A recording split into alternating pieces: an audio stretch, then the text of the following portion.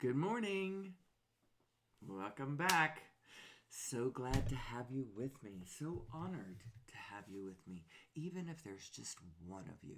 The fact that anybody. So I was talking to a friend of mine earlier this week, and I said something about how a couple of my videos had gone viral and wasn't that exciting, but that I seemed to have some regular listeners.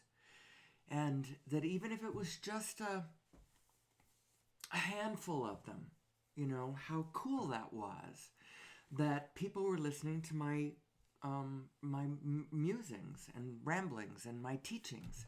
I thought that was really cool. And my friend said, you know what? Even if it's just one who's listening and getting something out of it, getting some kind of wisdom, gleaning some sort of wisdom from your words, if it's helping them in some way, even if it's just one, isn't that great? And then ultimately, I have to realize that I'm actually not doing it for you, even though I am. I'm doing it for me. That's who I do it for. I do it because I'm called to do this. I need to do this show. And maybe it's nothing in 2024, but I wonder where I'm going to be in 2026 or 2030. Or, because I'm not going to stop doing this.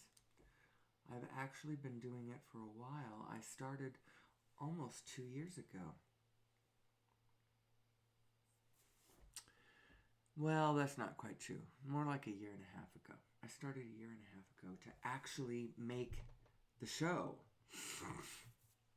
Although at first I didn't call it Who Am I? I was just rambling in a room at 4 o'clock in the morning with all the lights out and my eyes closed so that I could still stay unconditional. It's hard to be unconditional once you open up your eyes and look at the physical world around you. It's hard to hit that tone. It's taken me quite a while although I realize it was like 4 years ago I started feeling the urges to put the studio together. It looks a lot different than it did at the beginning, of course, but it's evolved quite a bit. But it was 4 years ago when I first started thinking about it. 6 years ago. It was 2018. What am I thinking? Where's the time go? So who am I? And what is this show? If you're a fan, you know that it's not really about me. Although, obviously it is, because it's just me sitting in a room for an hour musing about the cosmos. And we're going to talk about the nature of reality. We're going to come at it from both philosophical and physical directions. I want us to come to a place where humanity generally understands who we are. Now, the specifics, everybody gets to go decide the specifics for themselves. But it would be nice if we would generally agree on just this one thing. Nature of reality. Just generally understand it. How it comes into being. How it flies on the wings of a spirit. Of a frequency. The frequency is the most important thing to keep your eye on. Now, I'm not saying don't keep your eye on the rest of the stuff. I'm just saying primarily the most important aspect is the spirit of it. And if everything else devolves and you can still hold on to the spirit, you'll be all right. You will fly to safety on those wings. Truly, the spirit is the most important thing of anything. Get the frequency right first. Now dial into the specific, wherever you want to, whatever interests you, whatever captures your fancy, your whatever you find massively important. Your interest is going to go right to there if you think that life depends on that. It tends to give it weight. That's why some people who are really paranoid in life are extra That's probably too quick of a word and probably overly doesn't really say it. But some people, they spend an awful lot of time thinking about the things that they think are the most serious and dangerous things in our lives. And that's why they belong to the police department, or that's why they have built up the military. And that's why they think it's really important that America have lots and lots and lots of bombs so that we can make effing sure that nobody ever catches us flat-footed again. Or some such. I don't know, because they believe that that's important, because they think that the world is dangerous. And, they have spent a lifetime studying the actual specifics of what Russia's doing, what China's doing, what's going on in the Middle East, all of these specifics about exactly what's happening right in this moment. And they have come to the conclusion that this is what we need to do in order for us to be safe. But I don't think that they really understand the nature of reality. It all flies on the wings of a spirit. And some of the spirits that we hold within our police department and within our military and within all kinds of different functions of government is not the right spirit. And those spirits multiply. The law of attraction has that which is like unto itself is drawn. And so every momentum is gathering more wherever it is. You start something off and it just gets going. It becomes institutions, it becomes all kinds of projects, we've got to understand the universe, because otherwise we are stuck in this other paradigm where it appears that we are facing reality and we're doing all kinds of stuff that we think is real and we think is making us safe. But lo and behold, the same crap keeps playing out. Whether we call it a president, or whether we call it a pharaoh, or whether we call it a king, or whether we call it a whatever, they're different slightly, it's true. But there's a kind of broad form that keeps playing out. One of the things that happens is you get the party on the right who gets angrier and angrier, more and more aggrieved, more and more noticing what everyone else is doing wrong, while oddly, this party, while they're doing what they're doing, has no self-awareness whatsoever about what they're doing wrong. And you know what? I'm seeing the other party is starting to have some aspects of that as well. Now, it all starts playing out on the ground in a serious way. Everybody starts getting really serious, hyper serious about how important all of these things are. And I want to tell you right now that the actual enemy, our actual enemy as human beings, is the polarity that rips us apart from one another, that starts us and theming ourselves. We start pointing at each other and blaming each other, and a really weird thing starts happening. It gets really violent. It goes all the frickin' way to Holocaust and worldwide devastation.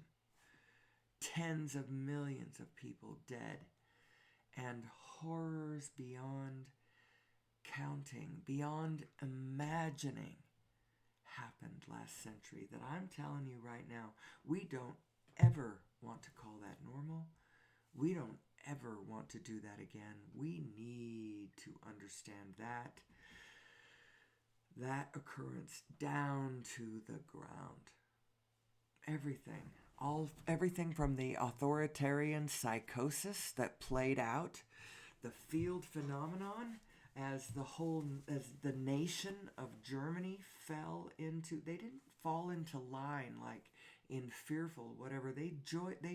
Many millions of Germans, many Germans, which included millions of Germans, not many millions of Germans, but many Germans, um,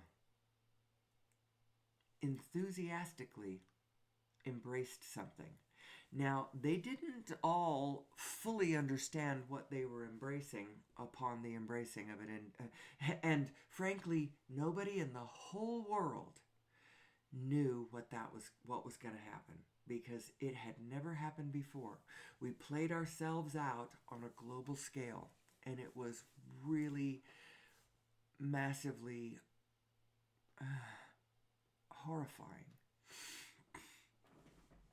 There's a reason why we should study the Holocaust, but from a particular vantage point, I think is helpful. Not a blameful one, not a frightened one. Actually, can you hit a place where you're just academically curious? Because that's a good place to start. Can you hit that note? Can you be that unconditional? Not everybody can. And so if you're one of those people that can't really hit some of these unconditional notes that I hit in my show, because I am detached. I am utterly detached from all things during this hour. I'll get back to it, where I have a stake. I'll get back to my vested place. But right here, right now, I am not vested. I am just floating free. I am riffing about the cosmos, where I promise that we'll be talking about who am I.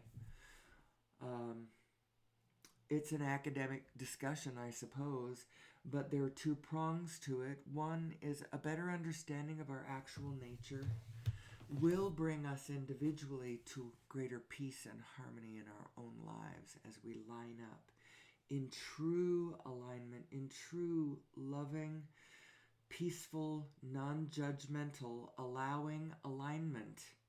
On the one hand, you allow the world to be the horrifying thing that it is without worrying about that too much. And then spend your time focusing in on all the aspects that are cool. And you will find instead that you are focused in on a world that is so magnificent and so kind and beautiful and malleable and clay-like. You can work with it. It's like something that you could play with. And you realize that you've come all the way, you've dialed all the way from looking at it from one spectrum to dialing all the way over to the other spectrum. And you realize that it is what it is. And you are in possession of a set of biotechnology that is capable of transversing this field. And it's you need to worry about, not what the rest of the world is. Yes, it is horrifying, all the way down to it will turn you to stone like a Medusa. So horrifying, that horrifying. All the way to, bunny soft. And magically, the reason that it's okay is if you will allow it to be this, you'll discover when you die. And the reason why it's a big deal, why you discover when you die, is because when you die, your conditional body falls away, and all that is left is who you are all the time.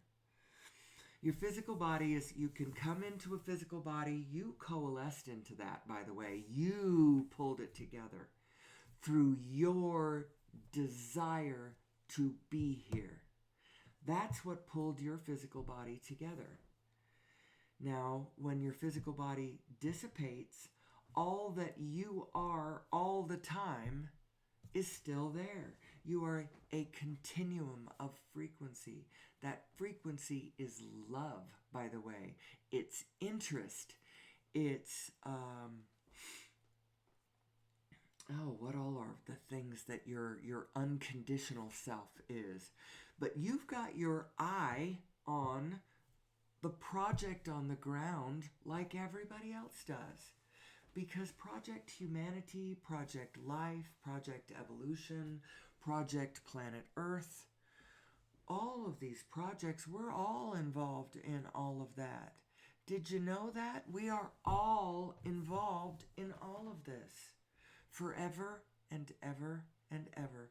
And when planet Earth passes away, there is enough going on in this universe to keep us busy for a billion, trillion, zillion lifetimes.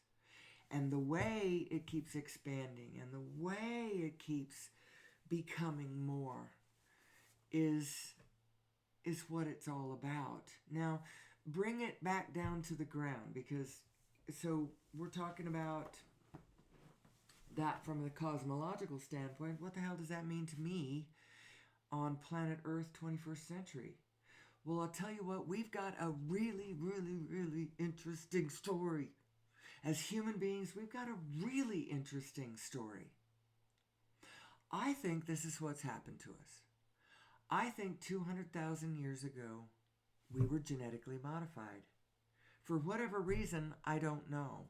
Our conventional historians and archaeologists and anthropologists, if put on the trail on the story this way, could probably come up with all kinds of interesting things. But let's just imagine something. We were put on this, we were genetically modified for a reason. Somebody did a little tweak on us, granted us a bit more neocortex than we had naturally evolved to, which immediately translates into higher thinking orders. Sort of like, do you ever see Flowers for Algernon? We went from Charlie to whatever he was when his brain started working better, you know. And Algernon, the mouse that could run the maze. Well, it's kind of like that. Anyway, it doesn't matter. It was for a reason. But what reason? Were we somebody's servants? Did they make us a little smarter so that we could help them a little more? Were we their slaves? You know, what did they tell us about who we were? Were we their children? Is this how they were created? You know? And so they go around the universe and they pass this on illegally. You know, I don't know. It's just, you can make up all kinds of things. And if you thought about this, this is fuels for so many sci-fi books. I got to get into that space. Right now, this is where I am. You know, the Who Am I show. And there's a couple people listening to me. And so you're in on it. And the rest of the world, there's never a crowd at the leading edge, is there? So anyway, 200,000 years, somebody did this to us. And then what has happened since then? The Earth is a very volatile place. It's a very geologically tumultuous planet. There are other planets out there perhaps more stable than ours.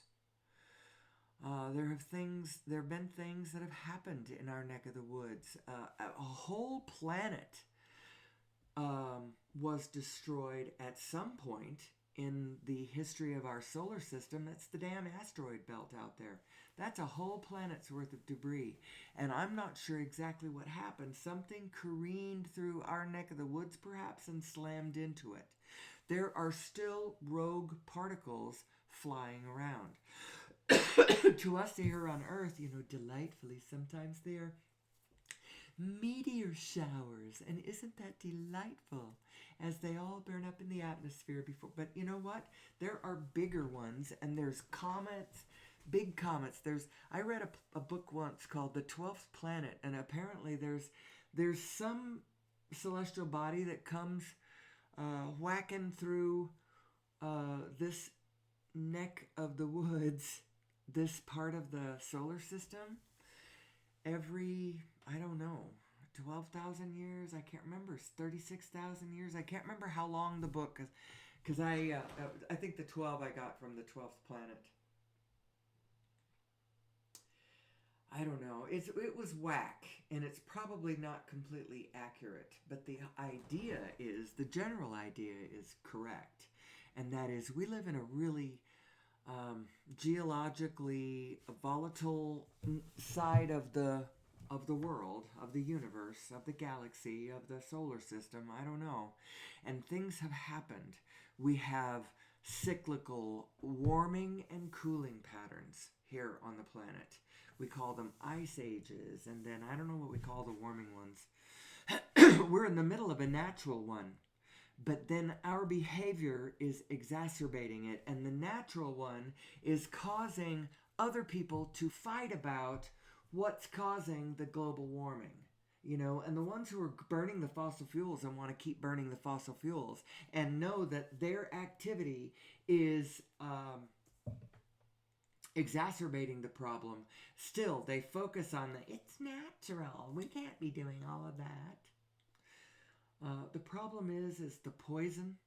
The problem is the out of alignment with natural anything. You can feel it. As a biological being, you can feel how out of alignment some parts of our behavior are. And then some other parts of our behavior feel all right. And you know, you don't have to take the whole thing you don't have to swallow it whole. You can take the aspects of what we do that are okay and keep them. And you can take the aspects of what we do that are out of alignment and throw it away. We can do it generally as a people. We can do it individually as specific individual people. You can do that.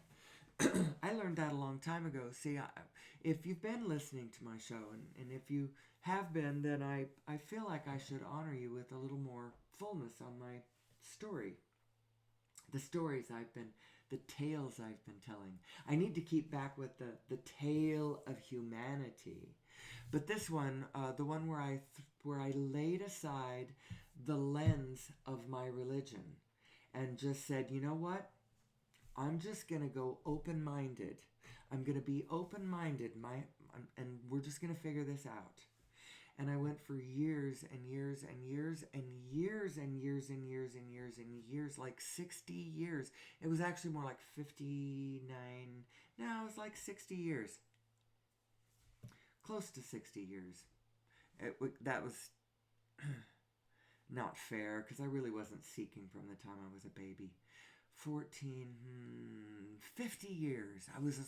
I was adding it up for 50 years after having put aside the lens of my religion and deciding to go open-minded and just figure it out. And that my mantra, my creed, my faith, my article of faith, my single article of faith was, I don't know what it is, but whatever it is,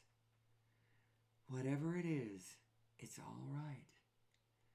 No matter what I come across, no matter whatever the whole picture is, whatever the meaning of life is, wherever I go, however the structure is, I don't know what it is, but whatever it is, it's all right. And I will spend my entire life just kind of just bumping along, flying by the seat of my pants, doing it on my own, trying to figure this out. And it wasn't until 2020 that I came across a little bit of information that sort of set everything I had ever done into motion. And the thing that I came across was the law of attraction. I finally read the book, The Law of Attraction. And it was like, oh my gosh, look at this. Look at this. I can see what they're saying. Now, I'd been through all kinds of other gurus before, other teachers who had been teaching me all kinds of things. The playlist, the old playlists on my YouTube, read like a historical study of the gurus that I had gone through. Let's see, do I by any chance? Yes, I do. I have it up. I want to see my playlists. I think I might be in studio. I don't want to be in studio. My playlists. Here we go. I will show you my playlists.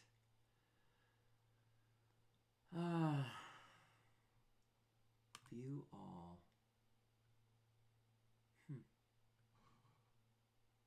I don't want to view the playlists. I want to look at all of them. Here they are. I go back into the earlier ones. Let's see, who are my... Let's see, we got Moody Blues. We've got Abraham, of course. Marianne Williams. I have so many. I have to get to the bottom before because I haven't watched many of these for a long time. Joe Dispenza, Eckhart Tolle, even Russell Brand for a minute, although I think he's gone off the deep end and he's all thinking you should vote for Trump. And that's the Loki energy. That's the burn it to the ground crowd, is the ones who that's the burn it to the ground energy that wants to. And the status quo has become the other party. The left is more the stability party, the let's just keep everything exactly what it is party. And the other one is the let's burn it to the ground party, the 2025, Project 25 or whatever that is, 2025. Let's see, Paul Levy. Oh, Jim Carrey has got some really interesting stuff. Some really cool commencement speeches to graduating classes have been very enlightened. Eben Alexander, very interesting guy, had a near-death experience that changed him utterly. And he believes that what he experienced is absolute proof of heaven. I was into his speeches and stuff for a minute. Wayne Dyer. Oprah has some really good stuff and some really wonderful people that she has. And Gary Zukav is a wonderful... And actually, it was through Oprah that I met Deepak Chopra and all of his work. Gary Zukav, Sue Morter. Let's see, Joseph Campbell, Jill Bolte Taylor, Tom Campbell, Tim Freak. I got more. Joe Dispenza, Jesus, Rupert Sheldrake, and Morphogenetic Fields. So cool. So very, very cool. Howard Martin. He was one of the administrators or the founders. I don't know exactly what his history is, but his gig is the Heart Math Institute. Anyway, all of these things read as...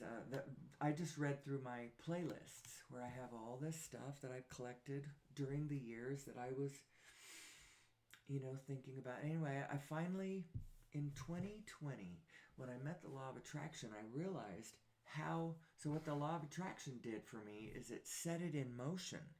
All the things that I had been studying, all the things that I didn't know what to do with, but, just put it here, I don't know what... And then Law of Attraction showed me how it worked. That which is like unto itself is drawn. And that's why you have control. Because you have control of who you are. And you have control in your control of the frequencies that you are transmitting. And who you are, you have control over what is drawn to you. Or what you are drawn to. It's a mutual thing. It doesn't matter whether you're moving or whether it's moving to you.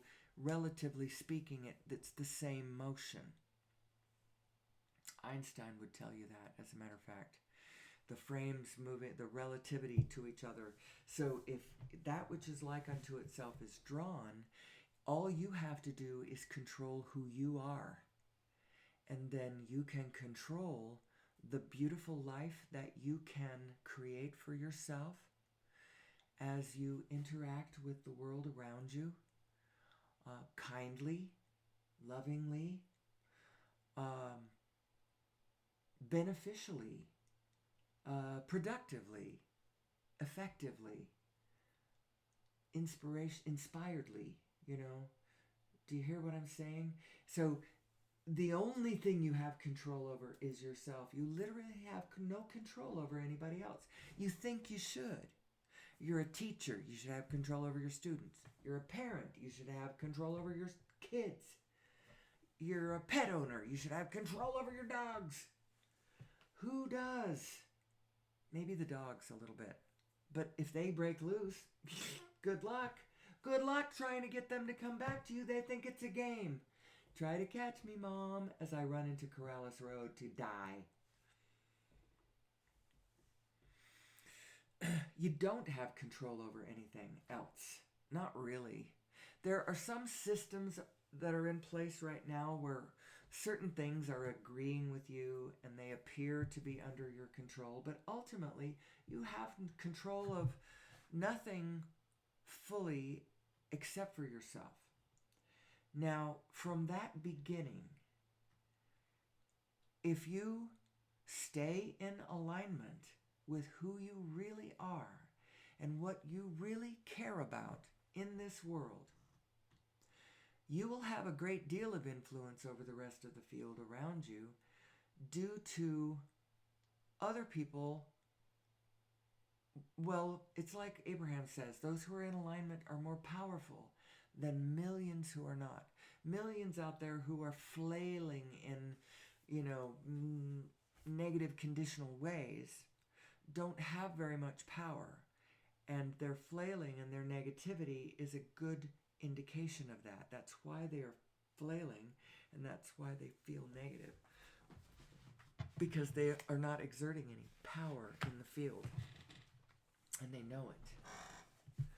But if you are in alignment with the needs, wants, and realities of the rest of the field around you, you'll begin to assert quite a bit of influence as people start paying attention to your success, your beauty, your life force, your kindness, or your organizational skills. I'm not saying that I have all these things. I'm saying all of these are qualities that come with your alignment. And as you exhibit these qualities to the rest of the world, how do you know if you are in alignment? It's an emotional thing. It's not a physical thing. You can't know it by looking out in the world and going, well, I'm looking at all the forms. They're all looking really ship-shape, and so I must be in alignment. The fact is there are some people out there who have quite a bit of financial influence. They can pay to have whatever order around them. They must be doing something good.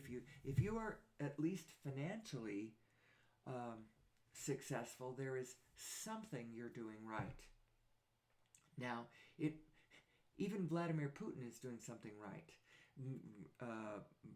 Donald Trump is doing something right. There's a lot of people out there who are doing tremendously terrible things that you might think are incredibly wrong, who are doing some things very right. One thing that you have to say for Trump is that he tries really hard. He's having a hard time. He's having a hard time putting spin on it sometimes. Sometimes the spin looks pretty desperate to me.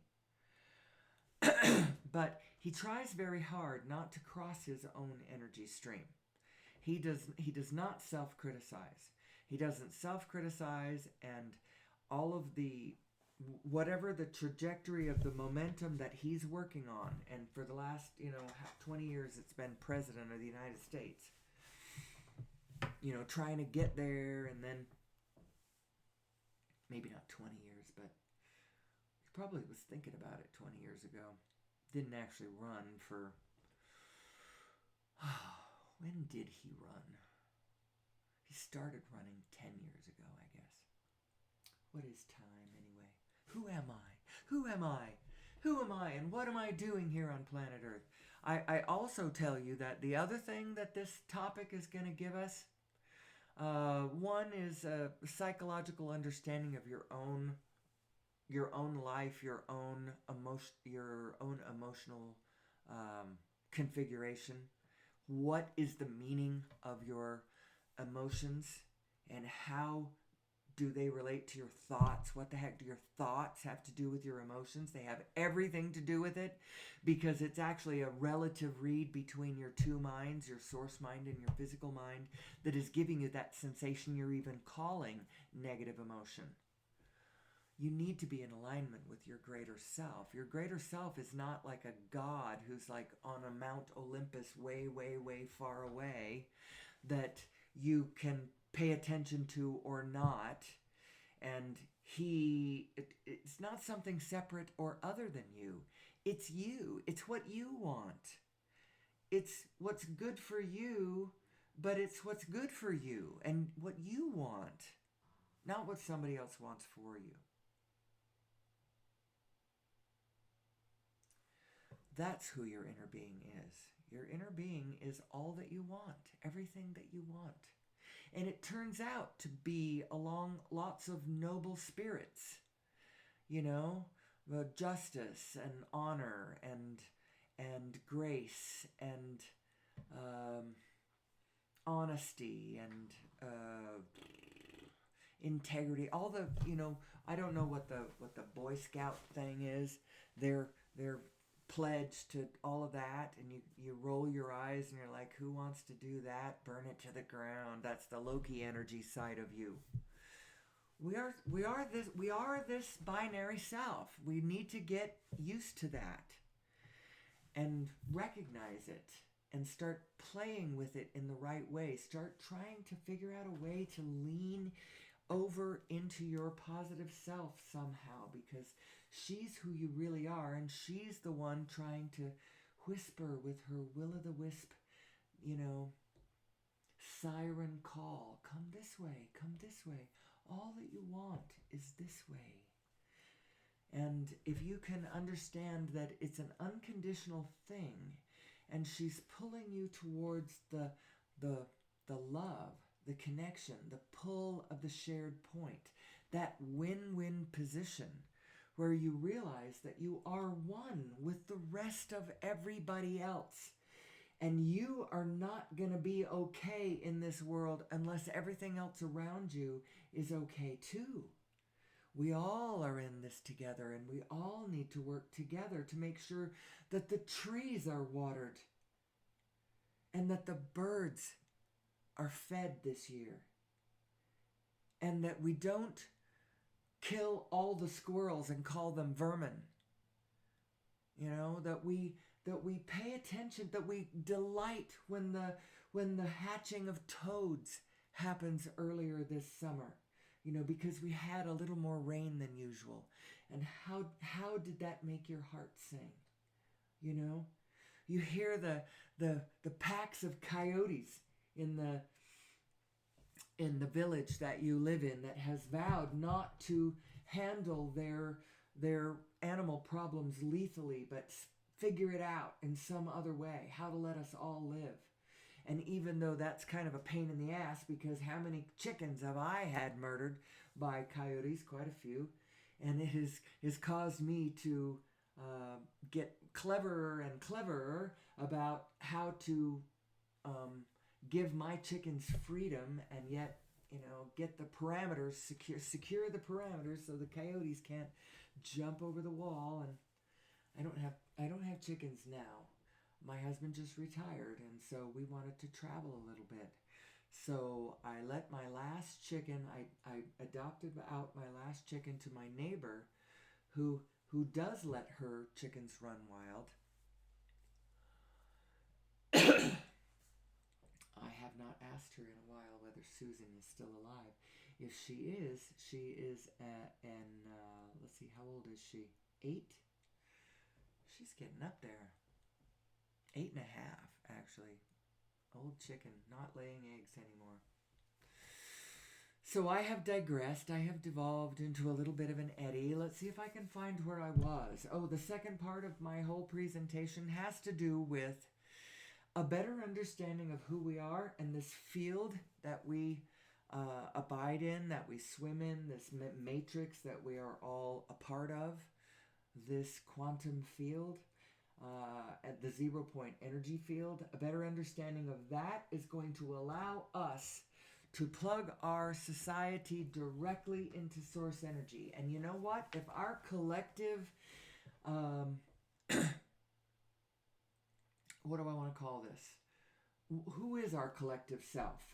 Right now, you'd think that the energy sector would be the ones in charge of making sure that if there is a way off fossil fuel, they find it for us. But you know what? It's been captured by the fossil fuel industry and those who own the fossil fuel. And so they're not going to. And we shouldn't spend a lot of time thinking that they're evil because of that. We should just recognize, oh, we shouldn't probably ever have expected them to do that, because that's not the way how it works. Why should it work that way?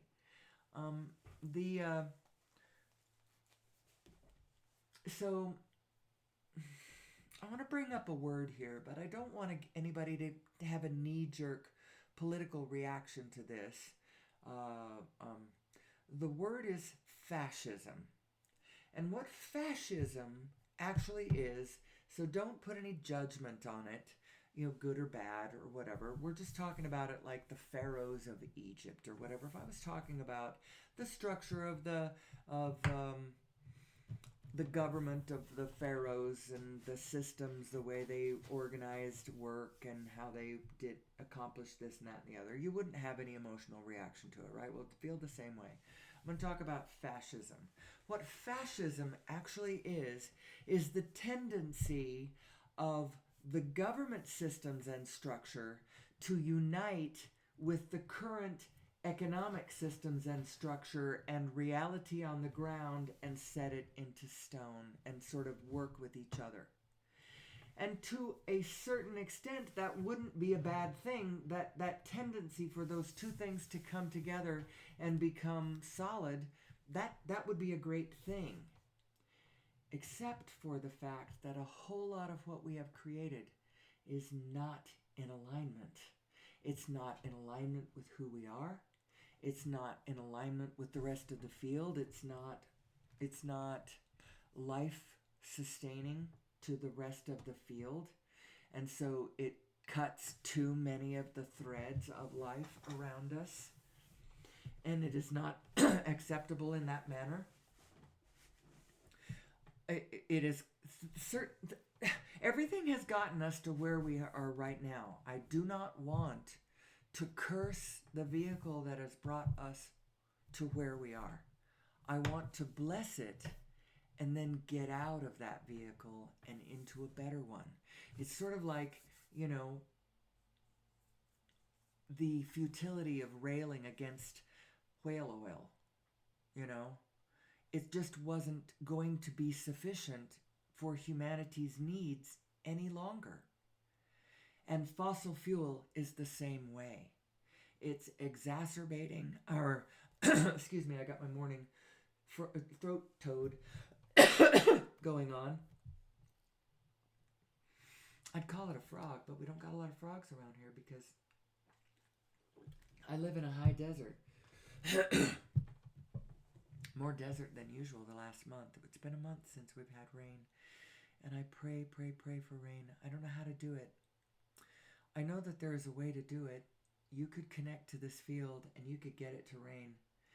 And I believe that for a second, Abraham did it for Esther. But Esther is not a magic person. She cannot just do that. If she would, if she could, maybe she would. Ooh, she lives in deserts. Well, it would be too tempting to just make it rain if you could. And so, I don't know. Who am I? We need to get onto source energy. We need to understand source energy, and we need to understand it from a practical point of view and not from a religious context. You can go back, once you understand the physics of the spirituality of this universe and who you are, how you are structured physically, and what this Holy Spirit that you've been talking about in your religion, how it relates to the vibrational you that you really are and this inner being that you have that is in touch with all things. How could it be in touch with all things? Well, the reason it's in touch with all things is because the whole mess is holographic. It is all flowing its information up and down the scales, for all the way from the minuscule, from the quantum level Planck particle size, through the proton, through the physical object size, up to the planetary size, up to the solar system size, up to the galaxy size, up to the cluster, to the supercluster, and out to the whole universe, which is a black hole, by the way. All of those things I just described, every single one of them, a vortex of spin. And I guarantee you at the center somewhere is a singularity. Well, every proton is a singularity. That's for sure. Every proton is a black hole. And across the Planck field of every proton is expressed information about every other proton in all of the universe. And you can look at the formula for the size and shape of the universe, and you can extrapolate the radius of a proton. The information is holographic. It goes back and forth, and the whole thing is looking at the whole thing. Now, the more that you are in touch with what the whole thing cares about, the more the whole thing is interested in you. And the more that you are off on some sort of individual tangent that has nothing to do with anybody else, the more nobody cares about you. This is going to play out sort of as a theory. If this is true, then over time, 30 years from now, a whole lot of people ought to be listening to me. Maybe it'll go faster than that. But I've got to get really good at always staying unconditional in this place where I speak about this, where we are all in this together and there is no polarity the way I am discussing this. We're allowing it all to be what it is. And still, so you have to, this is like a paradox. On the one hand, you are acknowledging and allowing you're acknowledging the perfection of the universe and allowing the whole thing to be exactly what it is in its glorious, glorious perfection. On the one hand, and here's the paradox. On the other hand, even though that other thing is absolutely true, now you got to look at specifics and choose what you prefer and be inspired to move towards what's better. And it's like, well, how can anything be better if it's all perfect to begin with and nothing needs improvement and I just have to allow it to be what it is in its perfection? It's because if you don't do the one first, then the picture that you're in isn't big enough to hold what it really is. So because you're already constricted, trying to change it. And so that comes from, you like judge it. I don't like that. I need to change that. So you have to acknowledge it in its fullness, in its perfection first. And then from that pleased, all is well perspective, now you go in and now you're looking at global warming and you're like, oh, I got all kinds of ideas about how this could be fixed. You know, it easily could be fixed. No, I don't want global warming. I don't want sixth mass extinction. I want to help strengthen the threads of life everywhere. But then on the other hand, we're always like spraying for bugs and stuff. We don't like the bugs. But the bugs are important. So what's going to fill the niche if we don't have all the bugs? We're snipping the threads of life that we don't like. Okay, we've done that. Maybe that's okay. Maybe that's okay. Maybe what we should be doing now is turn our focus back on life, wherever it is, whatever we've got left. And let's try to, I don't know, I always have a hard time when I get to the place where I'm physically starting to suggest specifics. Let's do this. Let's do that. My job is not to tell anybody what to do. My job seems to be to explain the situation we find ourselves in.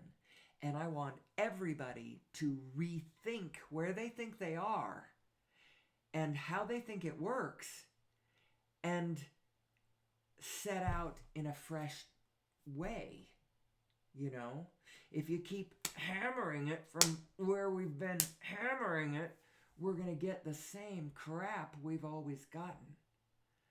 You know, we don't live in the world that our fathers lived in.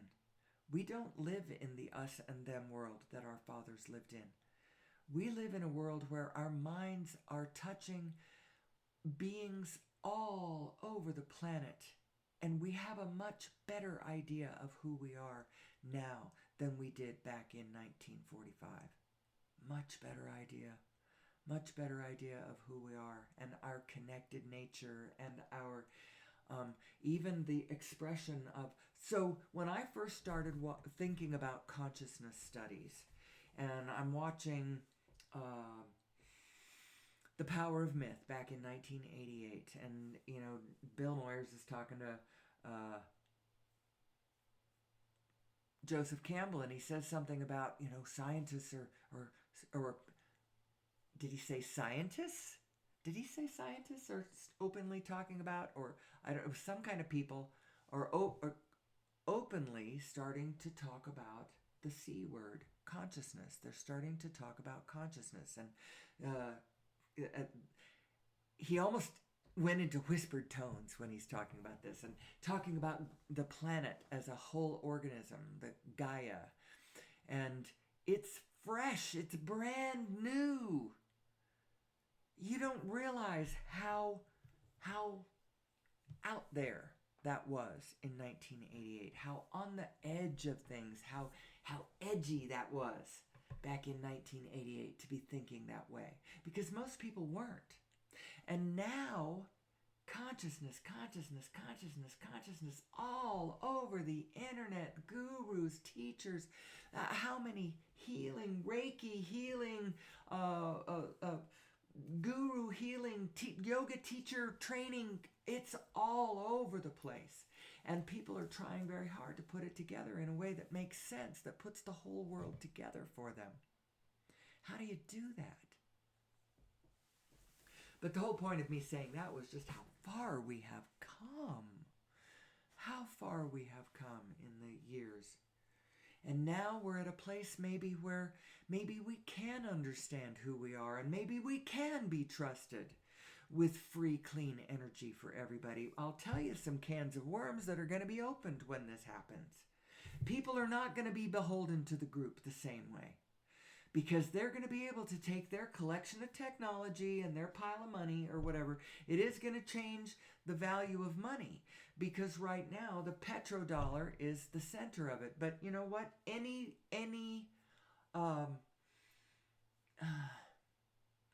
I guess any increment, any value of energy would still be worth whatever. It's just that the fossil fuel ones aren't going to be worth as much as they were, because they aren't going to be...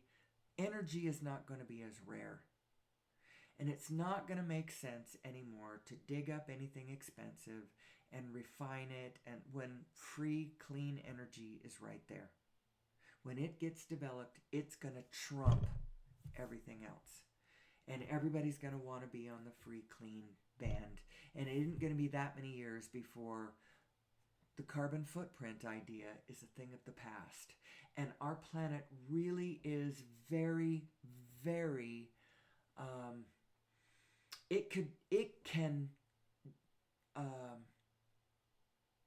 what's the word? It can bounce back. Swing back was the word, but I knew that swing wasn't what I wanted to say. It can bounce back easily, quickly. We just have to quit burning the fossil fuel. We have to quit choking the literal lungs of our living planet. Our planet is alive, and we are alive within it. We are a single morphogenetic field upon, well, what is the single morphogenetic field? The biofield is one, and it's an informational field, by the way, exchanging information between all of the organisms.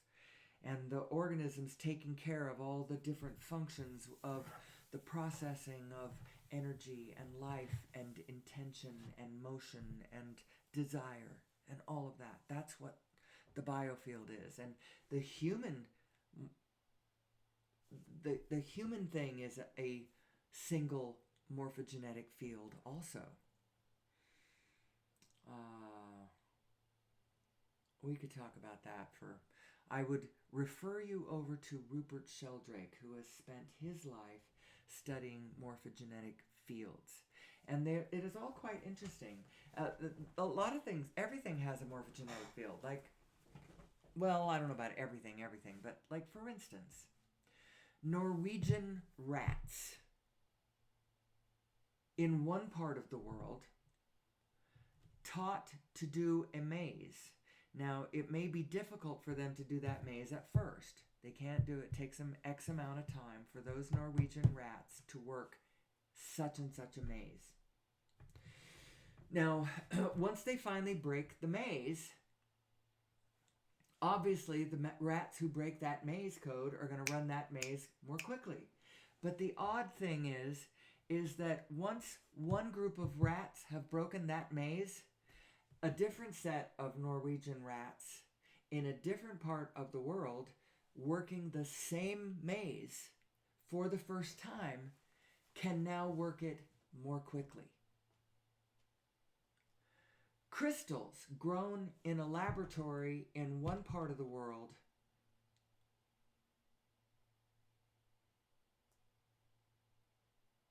first grow more quickly in another part of the world subsequently, because the morphogenetic field was affected. Anyway, it's worth it for us to study these things, because you are not just yourself. You are your whole family, by the way. It is serving you to serve your family. It is serving you to serve your country.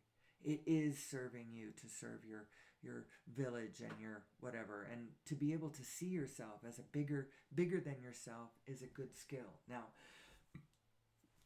I have been reticent with that. But one of the reasons is because I wanted to get into the center of my center, I suppose, and connect with the world on my own terms. I don't want to connect with the world in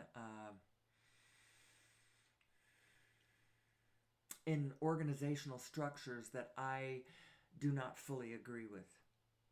I want it to be on my terms. I think that's also why I've developed this show. At some point, this is exactly going to be where I connect with the world, and I don't want to connect with it anywhere else. I don't want to talk to you unless we're talking about how the world really works. You know? I want to build that more efficient world, IBM. I'm ready. Let's build a better world. Was it IBM that said that?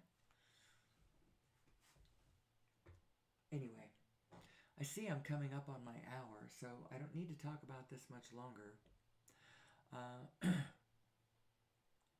It is humbly my desire for us to know each other and know ourselves from who we really are, from the source of light within us that we all share.